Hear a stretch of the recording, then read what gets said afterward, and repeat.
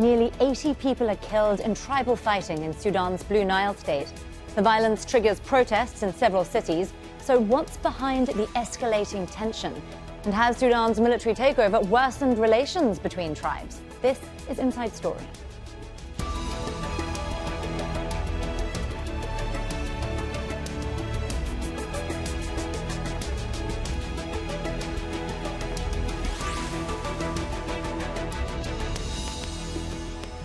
Hello there and welcome to the programme. I'm Nastasya Tay. Now, over the past week, Sudan has seen some of its worst tribal violence in years.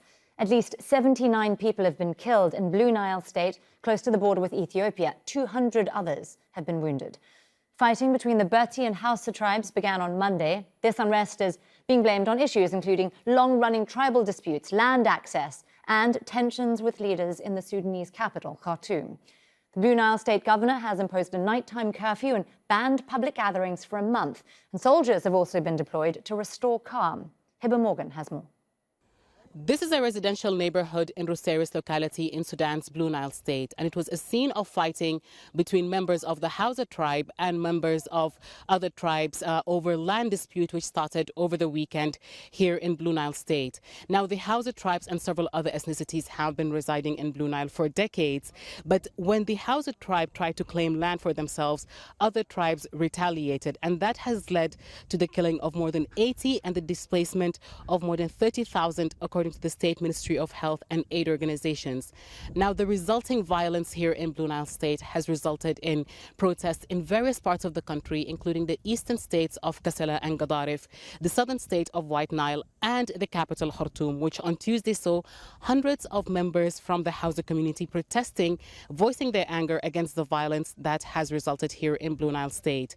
Now, Blue Nile state is no stranger to violence. It's the scene of fighting between rebel forces and the government for decades now, until a peace deal was signed in 2020. But the latest round of tribal clashes shows that even with the peace deal signed, there is a lot to be done for stability and security to reach the state permanently. Hiba Morgan, Al Jazeera for Inside Story. Well, the unrest has triggered protests in neighbouring states. People from the Hausa tribe set up barricades and set fire to government buildings there in Kassala. Hausa tribe members also demonstrated in Sudan's capital, Khartoum. They say the military government has failed to keep tribal tensions under control.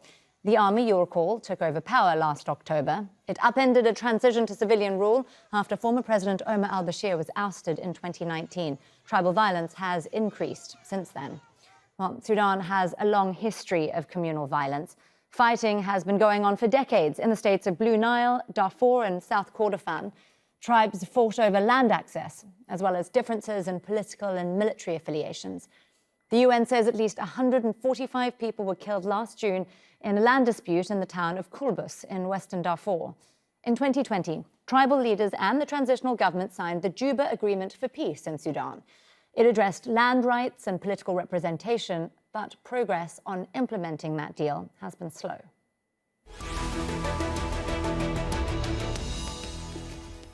Well, let's now bring in our guests. In London, we have Kholood Khair. She is the founding director of Confluence Advisory. That's a think tank based in Khartoum.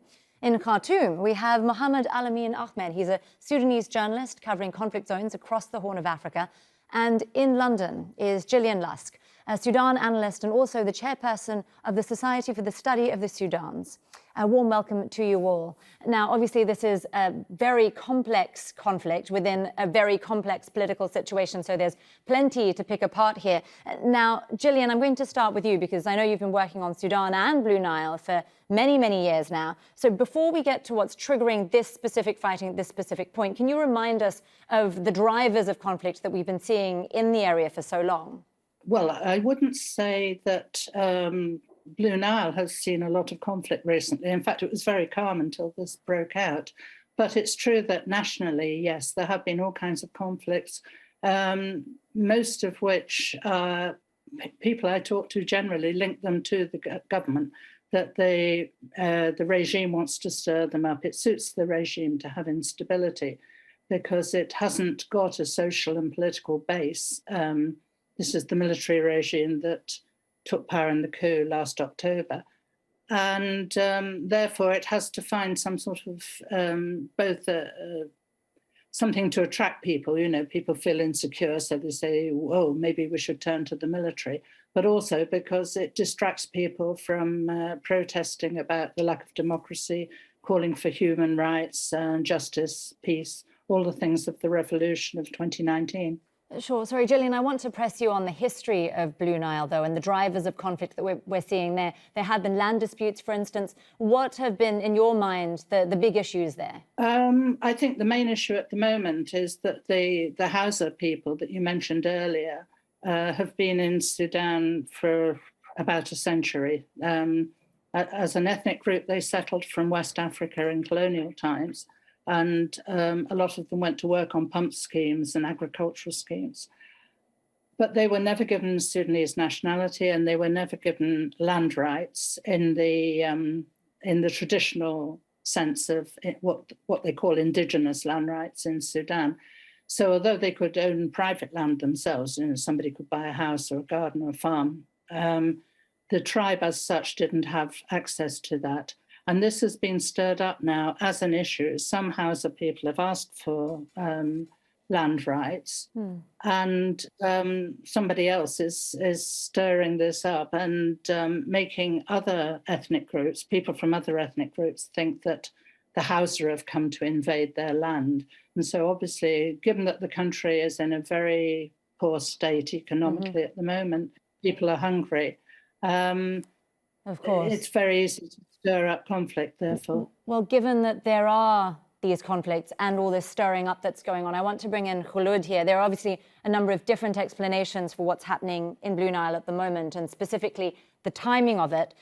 I'm curious because a lot of these dynamics also seem to be taking place away from the region, especially because a number of the groups who signed that 2020 peace agreement are viewed as having sided with the military in the current context. So, Kholood, do you think that the Juba peace agreement has changed local politics on the ground in Blue Nile? Is this a case of Khartoum filtering down to the local level there? Well, undoubtedly, the Juba peace agreement has stirred up a lot of contestations, and this is because it wasn't signed by all the groups for a start. It was only signed by the weaker, smaller groups who were attracted to the idea of getting their hands on a piece of the state, a piece of the pie, and a position in Khartoum, which has happened. And their support for the coup last year in October was in part because they wanted to assure these gains which they had made through the peace agreement. But what the peace agreement didn't do is two things. One, it didn't make peace between the groups that were fighting Khartoum. And two, the peace was made really between the heads of these armed groups and generals in Khartoum. It wasn't made anywhere near the local level. And so what you're seeing now is these new contestations opening up in order to assert their rights and what they want from the state, including from those who signed the peace agreement. Well, there are also these allegations that very powerful local leaders, say in Blue Nile, who are also wielding power in Khartoum, are stoking some of these tensions, perhaps even arming some of these local groups. Mohamed, what do you make of that? You know, this traditional tension between the farmers and pastoralists or nomads in Sudan is something traditional and old. And as well, the ethnic tension in Sudan is something old that been inherited by from the long civil wars in Sudan.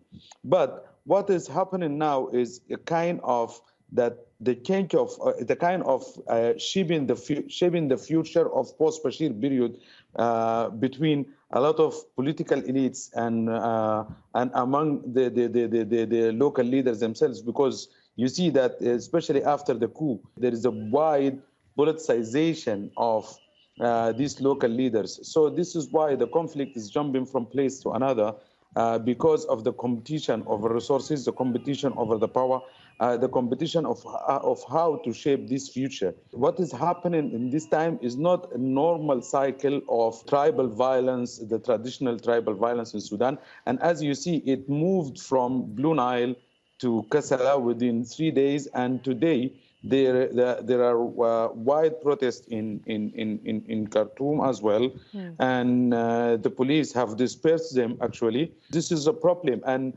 I did talk with protesters from the Hausa tribe in Kassala, for example, and they said that these protests have been penetrated by some agents from the security, from the old regime affiliators. So we know that the base of this socio-economic problem in Sudan, the problems of the climate change, the problem of displacement, the civil wars, all this is the background of the traditional conflict in Sudan. But what is happening after in the post-Bashir period is the change of the balance of power have pushed all these groups, especially the elites of these groups, to compete over resources and the power, and with the hands of the former regime, with this of the security, and fueling this hate of speech among the local communities that lived together for hundreds of years, for the indigenous groups or for the groups who came to Sudan like the Hausa in a century ago. They have a kind of coexist. Sure. I want to bring in Kholood here again, because we are talking about groups and existing tensions, but also multiple actors, all of whom have different agendas. Kholood, in your mind, are there individuals here who are stoking some of these tensions in these areas? It's such a chaotic sort of event at the moment, and it's developing very quickly, so it's very difficult to keep ahead of what are credible reports and what aren't. But what is clearly coming out is that there are certain groups from Khartoum. Some have posed the idea that it's General Hemeti in the Sovereign Council, the deputy chairman of the Sovereign Council, who is possibly supporting or arming some of the groups, possibly the Hausa in Blue Nile. There are also concerns that the head of the SPLMN Agar faction, Malik Agar, has played an integral role here in sort of stoking the violence, or at least bringing about the conditions for the violence in the decisions that were made by his governor in Blue Nile State about the possibility of the Hausa having a native administration type representation, which is an informal tribal-based representation. And that was denied to them. And this has been part and parcel of the sort of the root causes of this conflict, that the Hausa have not been given citizenship and they haven't been given a political stake. Do you have concerns that this conflict will broaden both in terms of area and actors here? I think that largely depends on whether the central government in Khartoum wants it to spread or not. I mean, I agree with what Mohamed Alamin said about the intervention of the government, and also Kholood mentioned Hemeti. The issue of land tenure was supposed to be tackled in a national conference. This is part of the Juba Peace Agreement of 2020, which everybody mentioned earlier. Was supposed to be tackled in a national conference, and that the kind of issue of whether the Hausa, where their land rights would begin and end, would of course have been part of that. That didn't happen, partly because of delays over other things, but then latterly, of course, because of the coup.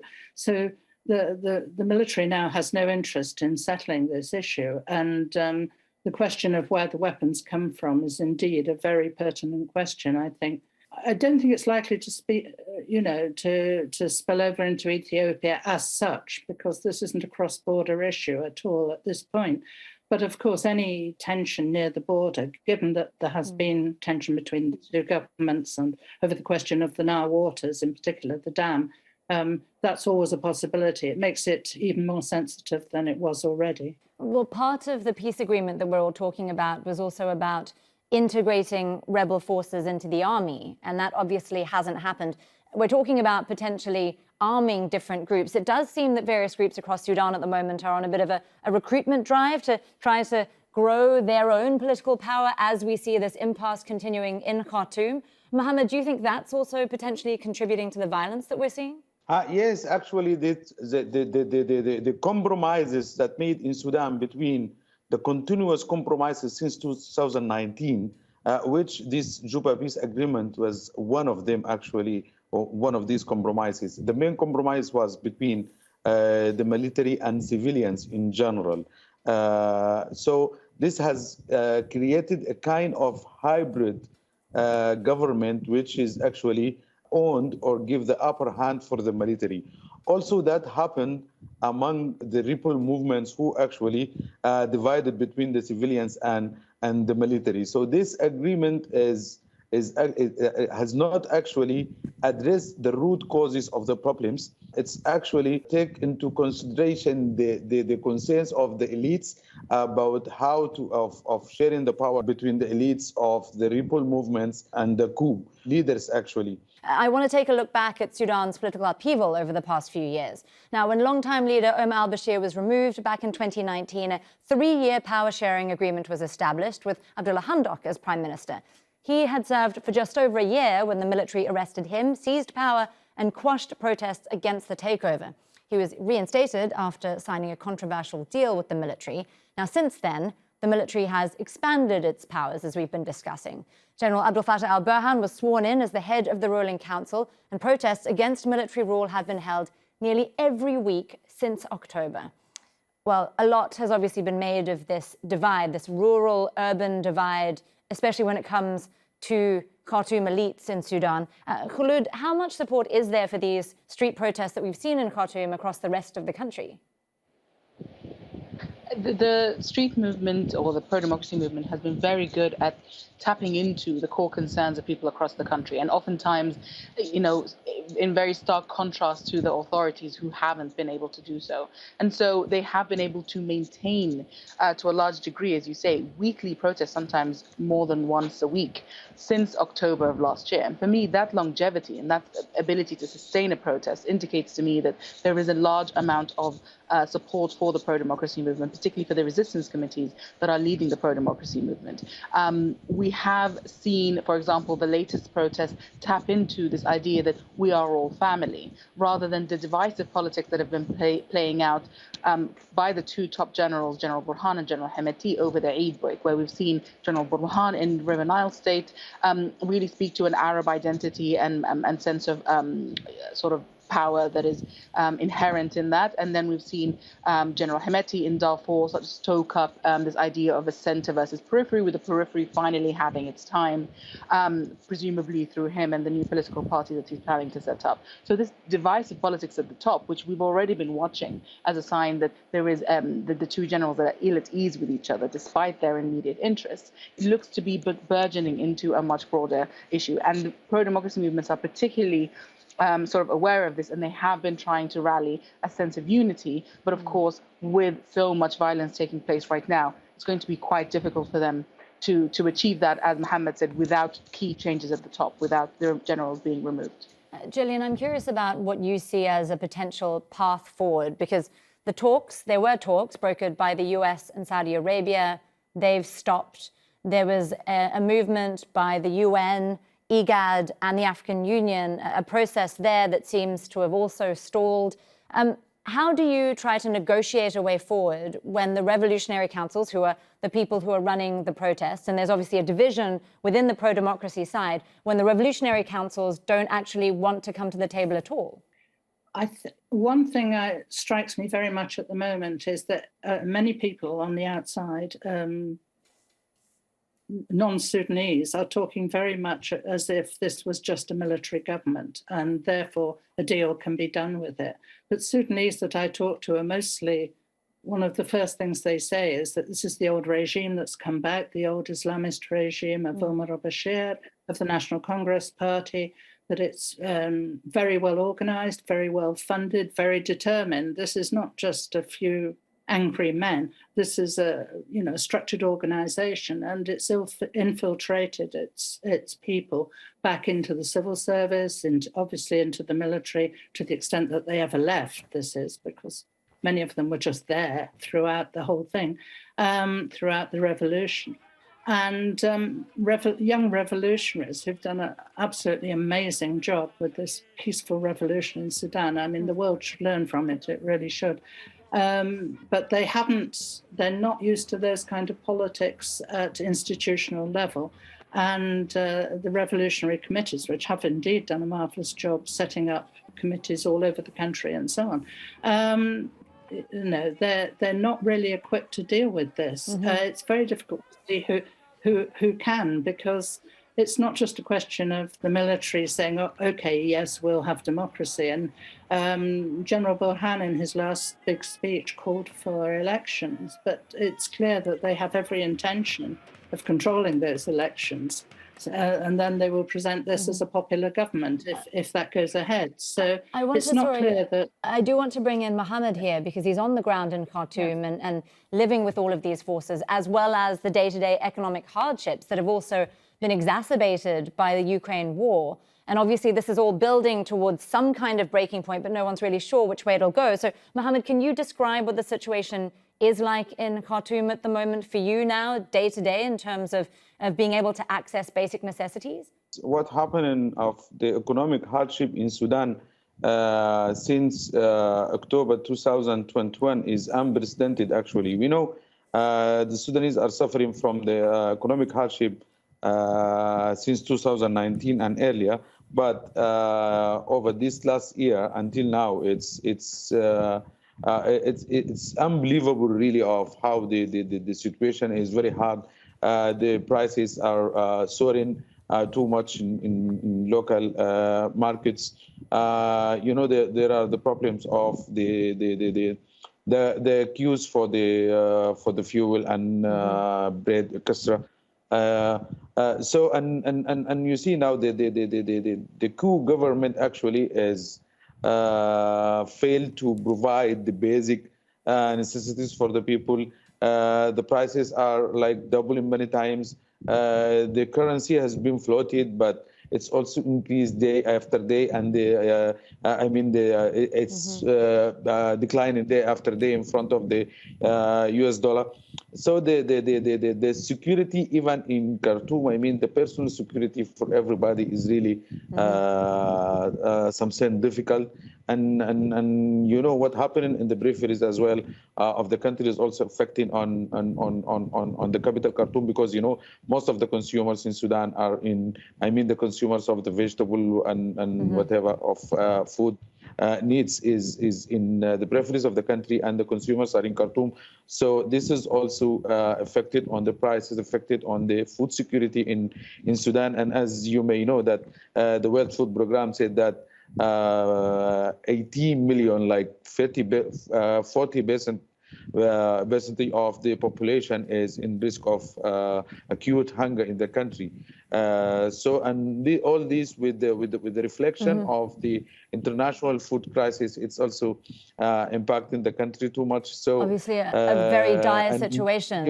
I do want to. So I'm sorry. I do really want to look at how this is playing out outside Khartoum as well. Kholood, we've seen violence escalate also in other parts of the country. We've been talking about a potential, a realistic governance vacuum that we've seen over the course of the last couple of years.